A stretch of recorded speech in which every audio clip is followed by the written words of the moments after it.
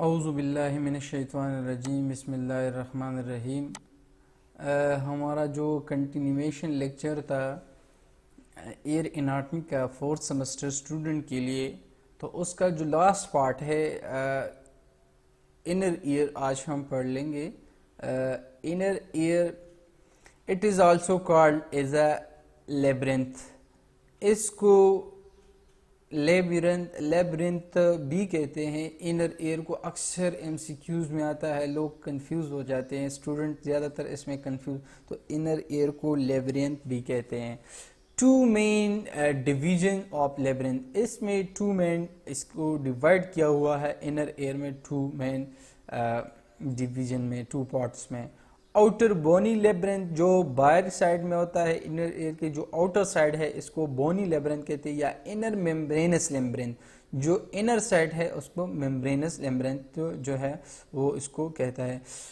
Inner ear, outer bony labyrinth and inner membranous labyrinth, दोनों में difference सीखे, दोनों को समझाए।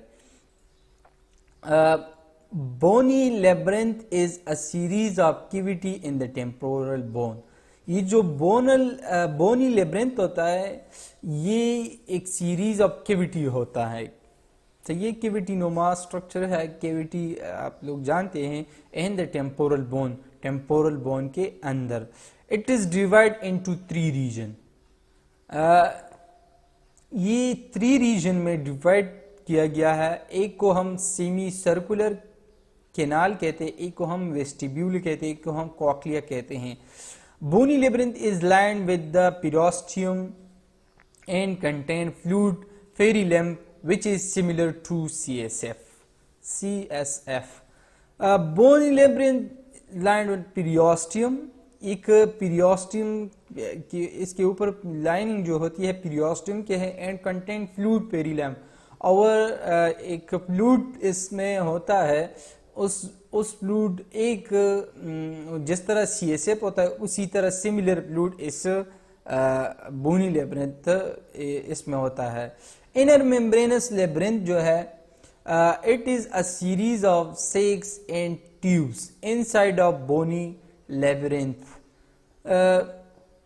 It is a series of sacs, ये जो था सीरीज ऑफ कैविटी था, और ये series of sac like structures, थैलेनोमा जो स्ट्रक्चर होती है, या tubes inside of bony labyrinth के इनसाइड में इसी तरह ये एक ट्यूब लाइक स्ट्रक्चर।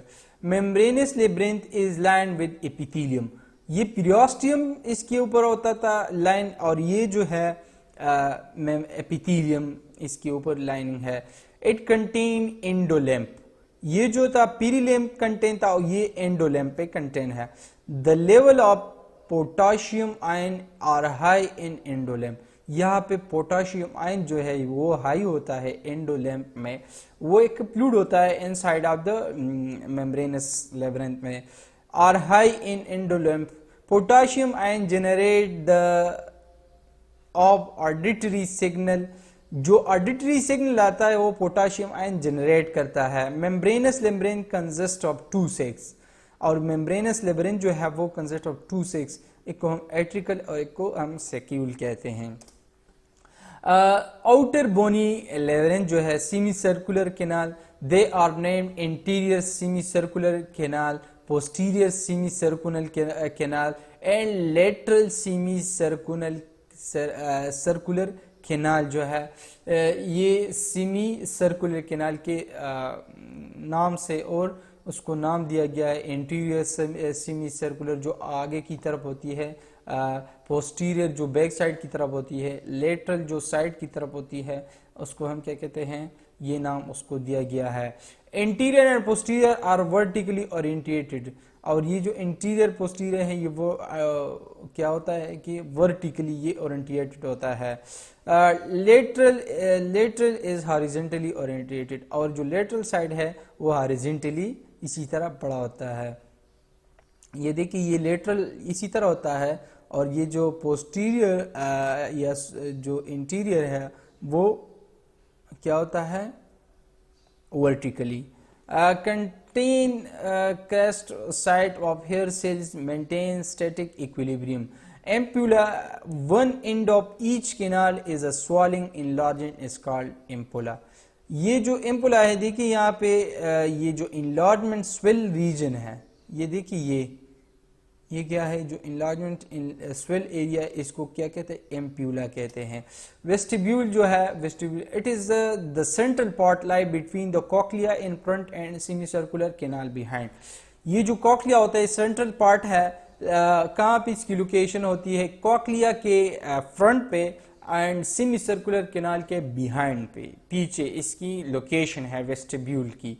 वेस्टिब्यूल की लोकेशन कॉक्लिया के फ्रंट पे और सेमी सर्कुलर कैनाल के पीछे ये लोकेशन है इसकी। It contain utricle and saccule which are part of membranous labyrinth. ये आर्टिकल एंड सिक्यूल जो है वो मेम्ब्रेनस लेब्रिंथ के पार्ट्स है। The wall of both saccule and utricle contain small thicken region is called macula. इसके जो wall है सेक्यूल और आर्टिकल के, इसको रीजन को हम मैक्यूला कहते हैं। Contain receptor for static equilibrium, इसके ऊपर इसके साथ रिसेप्टर होता है और वो इक्विलिब्रियम जो है वो स्टैटिक कंडीशन में रखता है। मेंटेन पोस्टर एंड बैलेंस, और बैलेंस और पोस्टर जो है वो मेंटेन रखता है। Macule contain two type of cell, macule जो है वो two type of cell contain करता है, हेयर सेल, सपोर्टिंग सेल। एक हेयर सेल और दूसरा सपोर्टिंग सेल, ये कंटेन इसको वेस्टिब्यूल जो है वो सपोर्ट करता है। ये कॉक्लिया जो है snail shaped, snail like structure है कॉक्लिया का। ये देखिए ये स्नेल, अगर आप लोगों ने देखा जो उर्दू में पता नहीं क्या कहते हैं उसको, लेकिन ये स्नेल लाइक स्ट्रक्चर है। बोनी स्पाइरल कैनाल जो है वो होता है इसमें, डिवाइडेड इनटू 3 चैनल्स, और ये 3 चैनल्स में एक कॉक्लियर डक्ट होता है, इसमें एक कॉक्लियर डक्ट और एक स्केला वेस्टिब्यूलाई एंड स्केला टेम्पेनाई, ये 3 पार्ट्स में इसकी 3 चैनल्स में इसकी डिवीजन हुई है। ऑर्गन ऑफ कॉटाई जो है, Corti it is also known as spiral organ. इस ऑर्गन ऑफ कॉटाई को हम क्या कहते हैं, स्पाइरल ऑर्गन भी कहते हैं। Quite sheet of epithelial cells है, सपोर्टिंग सेल, हेयर सेल्स जो है उस पे कॉटिंग ऑर्गन ऑफ कॉटाई ये इस पे मुश्तमिल है। 2 ग्रुप ऑफ हेयर सेल्स, एक को हम इनर हेयर सेल कहते हैं, आउटर सेल कहते हैं। It consist of neuron called hair cell.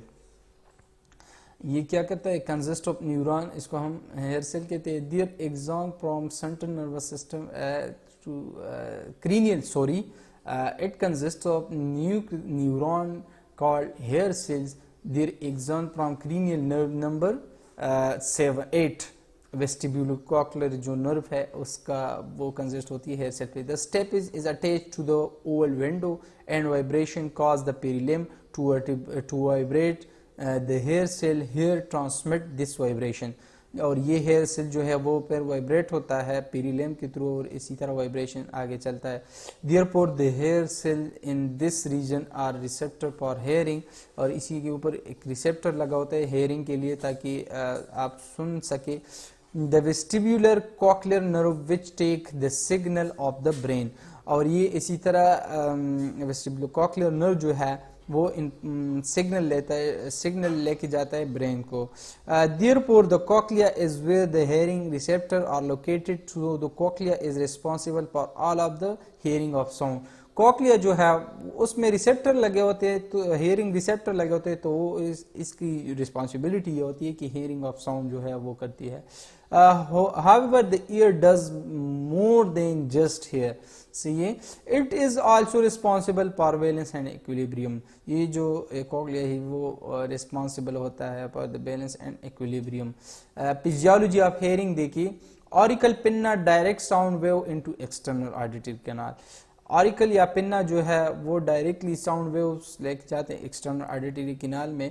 When sound wave strike eardrum that cause eardrum to vibrate, जब साउंड वेव जाता है और ईयरड्रम टिम्पैनिक मेम्ब्रेन को टारगेट करता है, स्ट्राइक करता है, तो वो वाइब्रेट हो जाता है। The central area of eardrum is connected to malleus which start to vibrate, और जो central area of tympanic membrane है या ईयर ड्रम है वो कनेक्ट होता है मीलस के साथ, जो स्मॉल बोन है उसके साथ कनेक्ट होता है, और वो जब उसी के साथ अटैच होते हैं तो वो वाइब्रेट होने लगता है। The vibration is transmitted from malleus to incus then to stapes, और फिर मेलस से वाइब्रेशन ट्रांसमिट होता है इनकस में, और इनकस से फिर स्टीपस में, इसी तरह ये प्रोसेस चलता रहता है।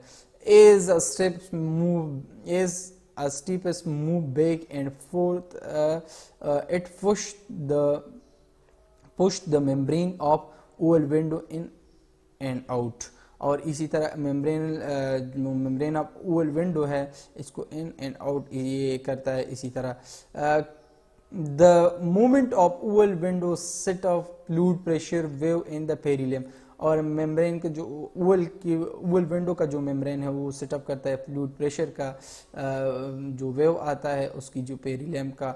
सो the vibration are transmitted to organ of Corti, and वही वाइब्रेशन फिर ट्रांसमिट होता है ऑर्गन ऑफ कार्टाई में थ्रू पेरिलियम एंड एंडुलम के थ्रू वही ट्रांसमिट होता है। From the organ of Corti the impulse produce by vibration, और ऑर्गन ऑफ कार्टाई से फिर इम्पल्स प्रोड्यूस होता है through vibration, are carried to brain through 8 cranial nerve, और फिर वही वाइब्रेशन ब्रेन में जाता है किसके थ्रू 8 क्रीनियल नर्व जिसको हम वेस्टिब्युलर नर्व कहते हैं, to auditory centre of brain which is present in temporal lobe, और वो जो ऑडिटरी सेंटर है सुनने का जो सेंटर है जो टेम्पोरल बोन में प्रेजेंट होता है वहीं पे लेके जाता है। ये देखिए यहाँ पे स्टीपस, इसी तरह जो साउंड वाइब्रेट होता है तो ये स्टीपस से फिर ओवल विंडो में उसी तरह जाता है। आप इसको देखिए, और इंडोलिम या पेरिलिम जो है इसी के थ्रू टेम्पोरल बोन में। So thank you so much. ये आप लोगों का थर्ड पार्ट था। लास्ट पार्ट इनर ईयर था, ईयर एनाटमी का। इंशाल्लाह इसके बाद हम ओटाइटिस मीडिया जो ईयर डिजीज़ है वो पढ़ लेंगे। उस लेक्चर तक के लिए अल्लाह हाफिज़, वस्सलाम।